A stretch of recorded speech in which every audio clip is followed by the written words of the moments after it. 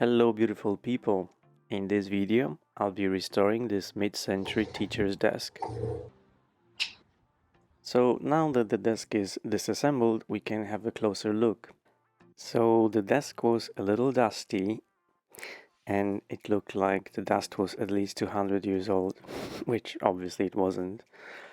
And it had those two sliding extra work surfaces on both sides, which I thought was really cool. The drawers were stained very badly with ink, which I knew was gonna be very difficult to remove those stains. Most of the surfaces on this desk were warped and just generally out of shape, lots of little holes, loose joints, and I knew I had my work cut out for me. I decided to tackle the top first, and I'm usually very optimistic when it comes to saving furniture, but the top was in such a rough shape that I didn't know if I was gonna be able to save it. Unfortunately, it was just a very thin veneer on a thin plywood, and lots of it was already gone. So as I was trying to come up with an action plan, I had a close look at the rest of the desk. When you buy second-hand vintage furniture, you never know if the drawers are in their original place, but I marked them as if they were. And as I was doing it, I discovered a few more problems. I had to start somewhere, so I cleaned up the bottom of the top and I flipped it over and started scraping off the varnish. Just wanted to quickly say a huge thank you to all of you guys who support me via Buy Me a Coffee or all the other links that you can find down below. Thank you so much.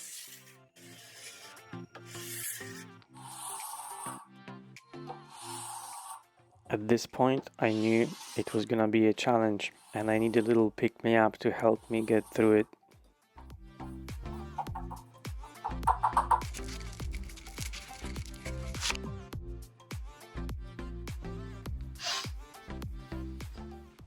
Obviously, I'm joking, but I just couldn't help myself.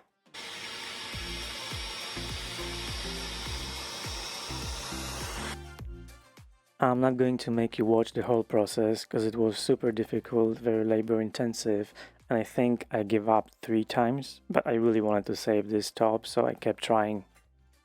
Because during the manufacturing process they used grain filler, a stain and a top coat, it was almost impossible to remove it because the veneer was so thin. So I tried everything I had, all the thinners and paint strippers and bleachers, you name it, I tried it all.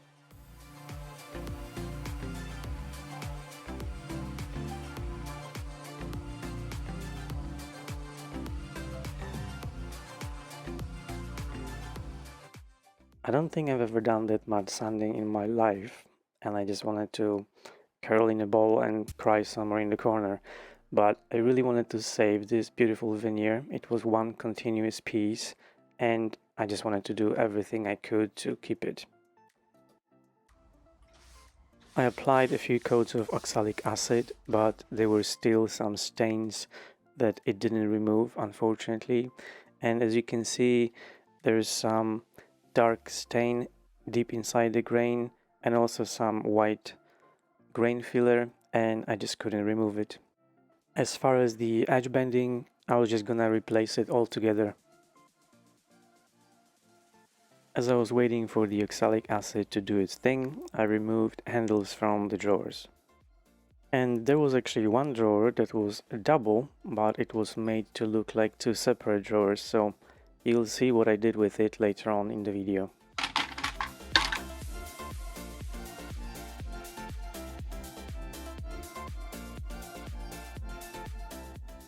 One of the handles was actually glued on, so I used my heat gun to slowly warm it up, soften the glue, and I used a chisel to help me pry it off.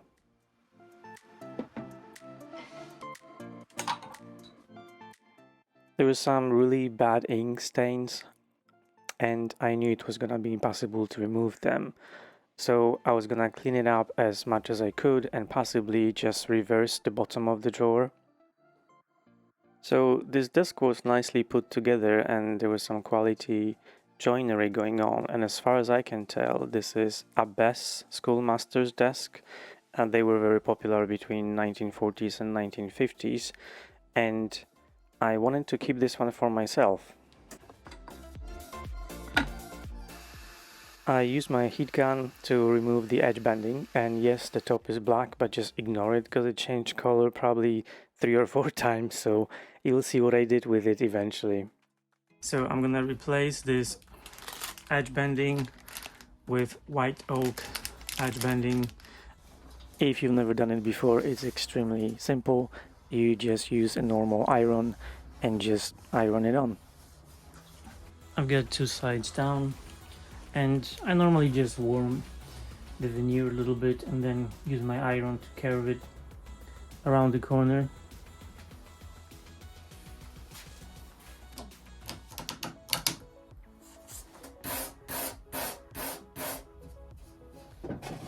I have a handle on a piece of wood for 70-80 years. It leaves a significant mark because the wood around it ages differently than underneath, and it's super difficult to remove it, so I use my planer to get rid of the bevel and the marks with it. The largest drawer didn't fit on my electric planer, so I had to do it by hand.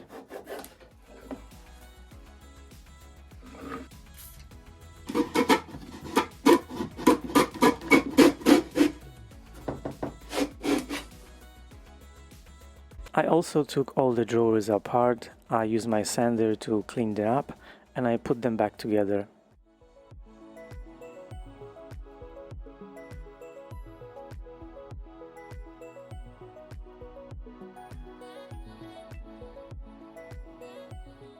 As you can see, this joint is completely loose, so I need to put it back together.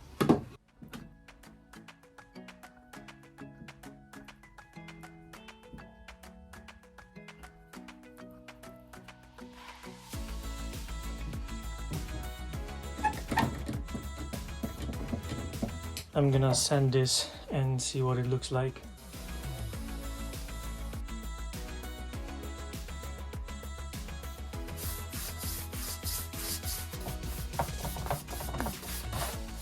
So this has cleaned up nicely and I will be able to use it as it was. Don't need to flip it upside down.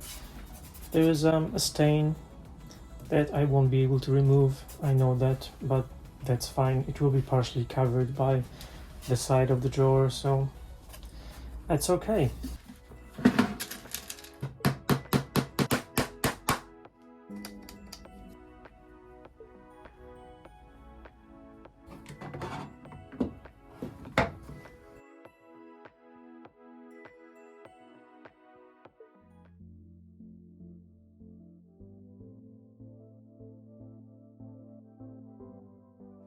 Did you guys know that over 82% of you watching my videos are not subscribed?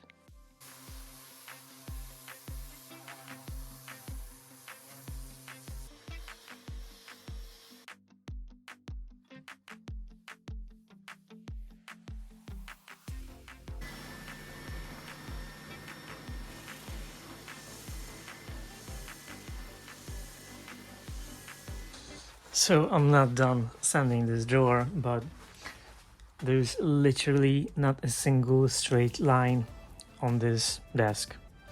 And just to show you what I'm talking about, look at this. And yeah, that's everywhere. This one is gluing as well. That goes for most of the joints. This desk actually looked much better before I took it apart. It actually turns out it's in a pretty rough condition. It didn't look as bad when it was all put together. I left it to dry and I went home for a coffee break and I had an unexpected visitor. No idea whose cat that was, but it was very friendly.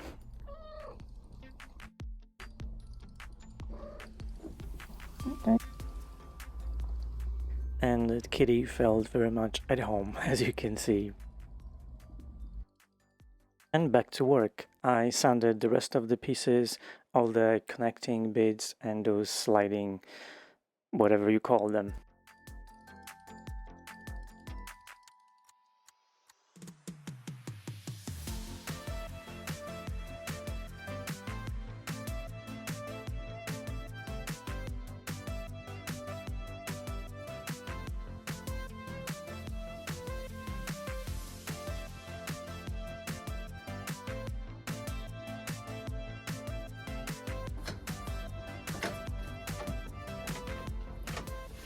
I was finally done sanding at this point, and I just applied oxalic acid throughout the whole piece just to basically get rid of any stains and to even out the tone.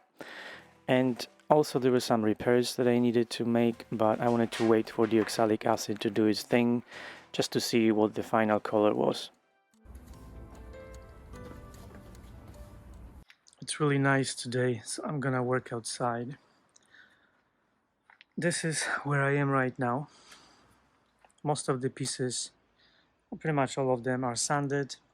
I've used oxalic acid on them, so they're pretty much done and ready for the next step. So this drawer has some issues. It doesn't fit anymore, so we need to fix this.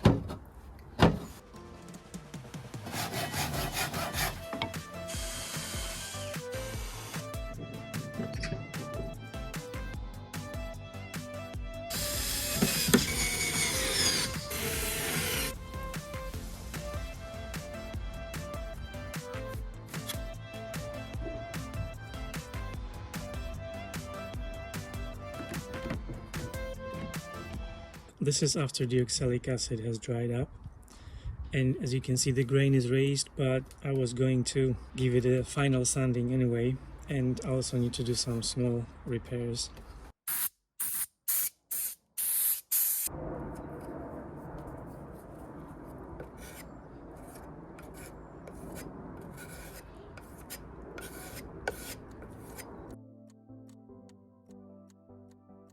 There was a large crack that was not moving, so I was not able to clamp it together and glue it, so I used 2-part epoxy to fill the gap.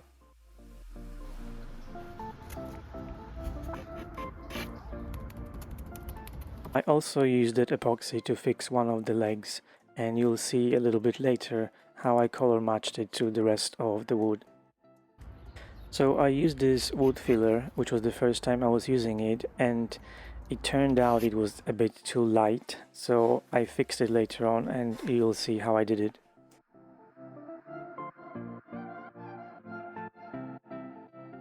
So as I mentioned before, I really wanted to keep the top, and you can see that it's black just because I stained it, but I tried different color of waxes and stains and cirrus finish, and at this point I'm just sanding it gently and a lot of the dye came off, which I quite liked.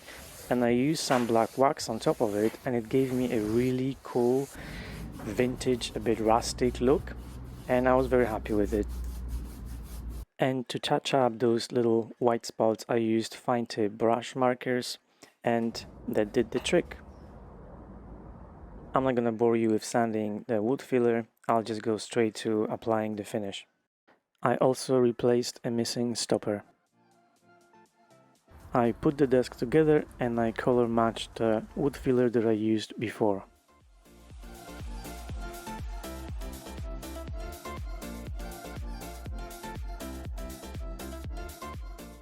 I also used those fine tip markers to help me hide the repairs.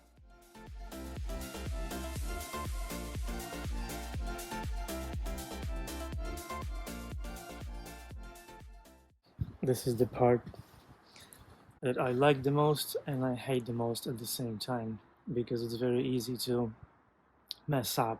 I'm thinking to apply one of these oils, and I actually got a little bit of something that's called tinter. So this is not paint, it's an additive that you can add to oils to change the color slightly. So in my case, I want to keep it kind of bleached. I don't want it to be orange or yellow, and that's what often happens when you apply the top coat or wax or oil. But enough of me talking. Well, I guess I'm still talking. So I decided to go with Osmo in satin, and I used a very tiny amount of the tinter, and you'll see that it gave me a really cool, very natural looking color, and I was quite surprised actually. And I tested it on one of those sliding pieces because normally you can't see them, so if I didn't like it I could just leave it inside, as this is my desk. And I used one of these Osmo pads, which I never tried before, to apply it with.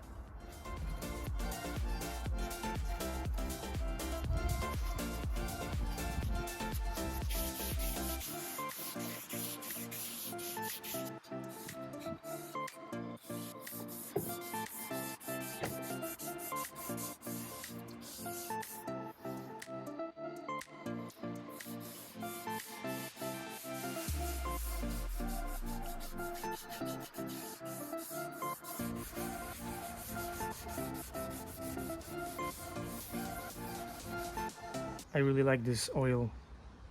It gives very natural, silky smooth finish. So this is what I'm most worried about, is this area where I used the markers, but I'm hoping that this will make it darker and it will help to blend it in. And I think this is exactly what's happening. I mean, if you didn't know this was a repair, you probably wouldn't even notice.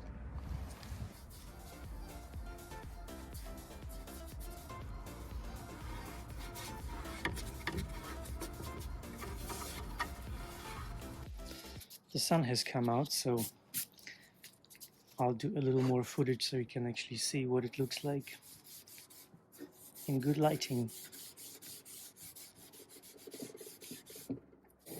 I don't know if you can see that on camera, but it looks really nice. And for the drawers, I use my favorite natural orange scented beeswax.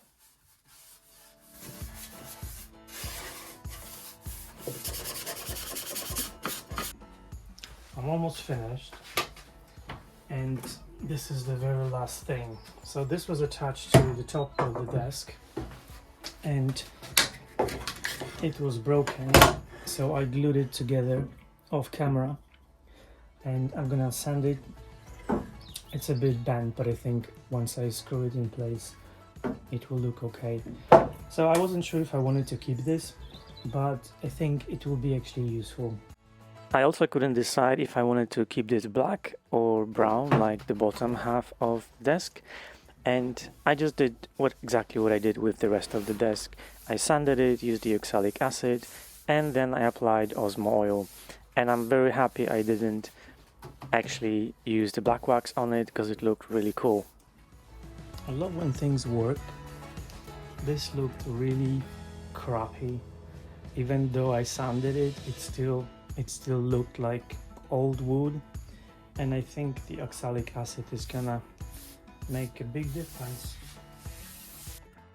So I'm just screwing on the top, and I was getting very excited because it was the time to attach the handles. And as you remember, one of the drawers on the bottom right is a double, even though it looks like they're two separate drawers, and I couldn't use the handle that I bought for this project, so you'll see what I did. So somehow I got these handles that are pretty much perfect length of the drawer, which was super cool. I literally just used my sander to trim off a very tiny bit on both ends just to make them fit perfectly, but I had to cut out those corners to actually screw them in place. To do that, I just use my angle grinder that I put in a vise to make it easier for me.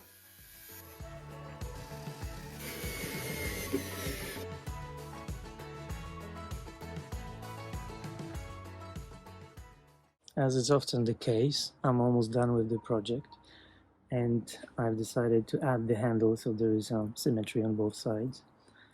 And you guys don't comment that there is a handle missing because I know that would happen. Because it doesn't bother me personally, but I think that's what it was, because there were 3 handles on each side, so that's how I'm gonna keep it.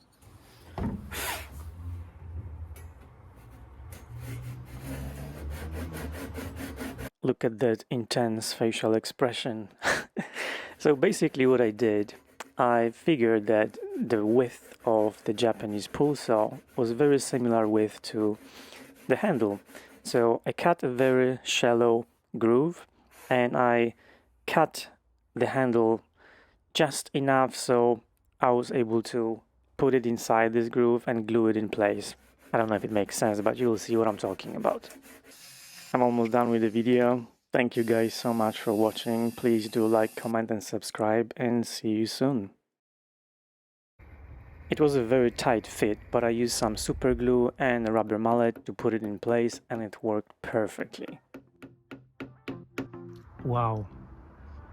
I can't believe that this looks as good as it is. It's just perfect. if you didn't know this was not a drawer, you wouldn't know. And it actually looks more like a drawer than it did before.